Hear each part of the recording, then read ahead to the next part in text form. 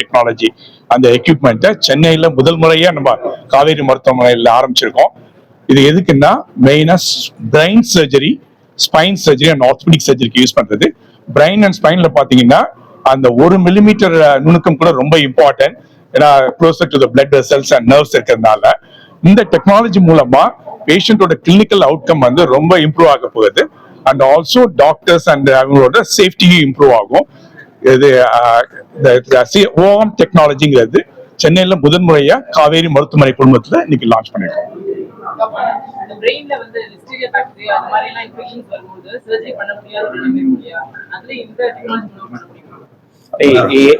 எந்த ஒரு இன்ஃபெக்ஷன் எதுனாலுமே வந்து இந்த மாதிரி டெக்னாலஜி வச்சு ஆபரேஷன் பண்ணலாம். ஸோ இது சர்ஜரி யூஸ் பண்ணக்கூடிய ஒரு கருவி.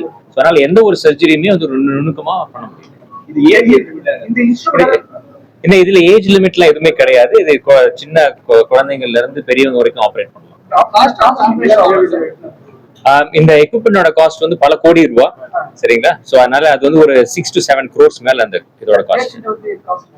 பேஷண்ட் வந்து இது வந்து டைரக்டா அந்த காஸ்ட் போகாது. சோ அந்த பேஷண்ட் வந்து அந்த பேஷண்ட்ஸ்க்கு என்ன கேட்டகரியில தேவையோ அது தகுந்த மாதிரி நம்ம சார்ஜ் பண்ணுவோம். பட் இது வந்து சார்ஜ் வந்து எக்யூப்மெண்ட்னால நம்ம சார்ஜ் பண்ண போறது இல்லை. சோ எந்த பேஷண்ட்க்கு இந்த ஆபரேஷன் தேவையோ அவங்களுக்கு மட்டும் தான் இந்த எக்யூப்மெண்ட் யூஸ் பண்ணுவோம்.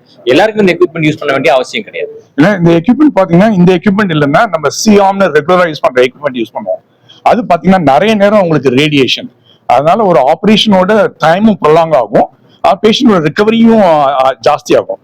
இந்த இமேஜிங் டெக்னாலஜி என்னன்னா உங்களுக்கு வந்து பேஷண்டோட ஆபரேஷன் தியேட்டரோட டைமும் கம்மியாகும். அதனால குயிக்கா வீட்டுக்கு போயிடலாம். இன்ஃபேக்ட் வந்து காஸ்ட் எஃபெக்டிவா இருக்கும். இதனால வந்து ஒரு மருத்துவத்தோட ஒரு பிரைன் அண்ட் ஸ்பைன் சர்ஜரியோட காஸ்ட் கம்மியாகுமே உள்ள ஜாஸ்தி ஆகாது.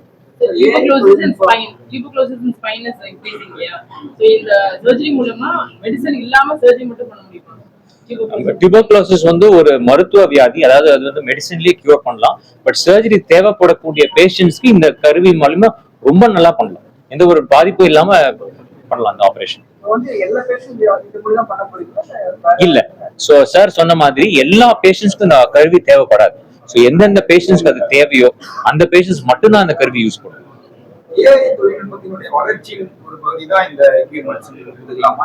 கண்டிப்பா. சோ இதுல வந்து ஏஐ எக்யூப்மெண்ட் பொருத்தி இருக்குது. சோ இதனால வந்து நம்ம டேட்டா எல்லாம் வந்து ஸ்டோர் பண்ணி வச்சுட்டு இதை வந்து எப்படி வந்து பிளான் பண்ணலாம், அடுத்த பேஷண்ட்க்கு எப்படி பண்ணலாம், இந்த பேஷண்ட் எது ப்ராப்ளம் இல்லாம எப்படி பண்ணலாம் அப்படிங்கறத இந்த ஏஐ கருவி மூலியமா அது வந்து ரோபாட்டிக்கும் சேர்த்து ஆபரேஷன் பண்ணலாம்.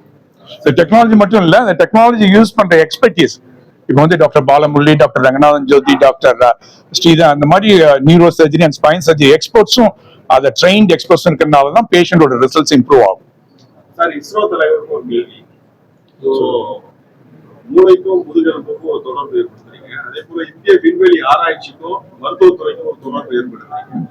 அதே போல இப்போ இந்த காஷ்மீர் தீவிரவாத தாக்குதலில் ஈடுபட்ட அந்த தீவிரவாதிகளை கண்டுபிடிக்கிறதுக்கு இந்த இஸ்ரோ என்ன விதமான நடவடிக்கை எடுக்கும்? சரி, இந்திய விண்வெளி துறைக்குள்ள இது பார்த்தீங்கன்னா நிறைய இது உண்டு. ஒன்று வந்து சாதாரண மக்களுக்கு எல்லா அட்வான்ஸ் டெக்னாலஜி கொண்டு வரும். அடுத்தது பார்த்தீங்கன்னா சேஃப்டி செக்யூரிட்டி ஆஃப் த இந்தியர்களுக்குள்ள சேஃப்டி செக்யூரிட்டிக்கு உள்ள தேவையானதெல்லாம் செய்வது.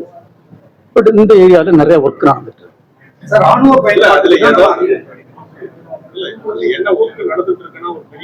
இல்ல. அது இப்போ நீங்க பாத்தீங்கன்னா இப்ப நம்மளுக்கு வந்து நிறைய பார்டர் இருக்கு பார்த்தீங்களா, கிட்டத்தட்ட 7500 கிலோமீட்டர் சீசோர் இருக்கு. அப்போ கடல்ல இருந்து நிறைய பேர் எல்லாம் அங்க வரலாம், கடல் மூலம். அதே மாதிரி பார்டர்ஸ் நிறைய இருக்கு.